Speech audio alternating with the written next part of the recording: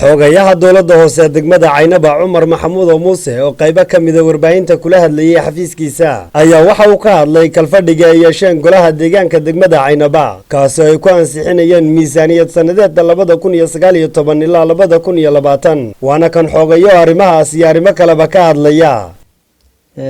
waxaan kaloo mahad celinayaa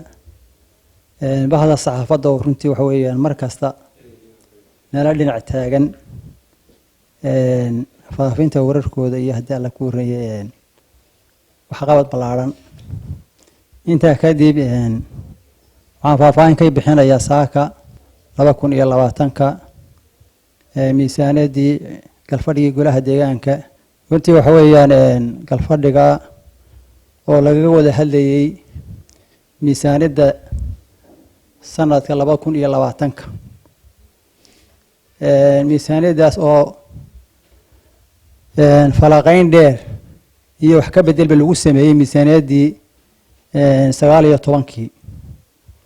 lana kordhiyay oo lagu sameeyay korqaad balaaran ruuxantii waxyaabo badan hor yaalay awgeed ayaa miisaaniyada kor loogu qaaday waxa qabad badanna ay hor yaala sanadka oo bulshada macnaha lagu talagalay in loo qabto oo ah sanad cusub ayna nagu soo fool leeyihiin oo la filayo waqtigan mashruuci GBLG oo hadda tababarkiisa socdo wadan cashuurta ku dhisma waliba golaha deegaanka iyo cashuurta localka ah waxay toos u gashaa deegaanka uun bay ku soo noqotay mid meel aad maaha mid cid kale isticmaashana maaha guryaheenu dib ugu soo noqonaya mid shaqaale ku baxa mid wada ku baxa mid hawl ku baxa mid nabadgelyo ku baxa mid hadii la ku rooyay waa waxa inagu gudaheena anu iska dhisno dawladnimada waa inta waxaan leeyahay sanadka waa in loo diyaar garoobaa qorshaha cusub ee sanadka oo cashuurta sanadka la bixiyaa iyadoo sanadkan la bilaabi doono waqti dhow cashuur sanadeedkiis 2020 jirno waxaa socda maadaama tababarkii GBLG qaateen iyo qorsheyntii in loo diyaar garoobay iyadoo cid walba lagu la xisaabtami doono shaqada ay hayso xogay magacaygu Cali Aadan Dirir waxaan ka socdaa telefishinka caalamiga ah Cable TV qorshe sanadeed baa golaha deegaanku aadan saxiixsan imika miisaaniyadda 2020ka qorshe sanadeedkaasi kuma jirto in magaalada Caynaba la iftiimiyo iyadoo madowga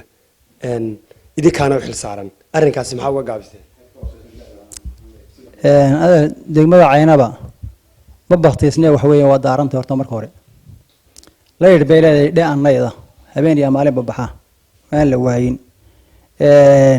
gacantana waa lagu hayaayo wax la ansiyaa maxay wax weeyaan bilicdu wax socdo weey oo joogta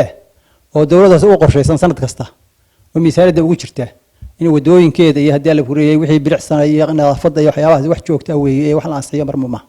وعلي آدم درنا علي تاني وركة تلفزيون كون كيبل مقالة Caynaba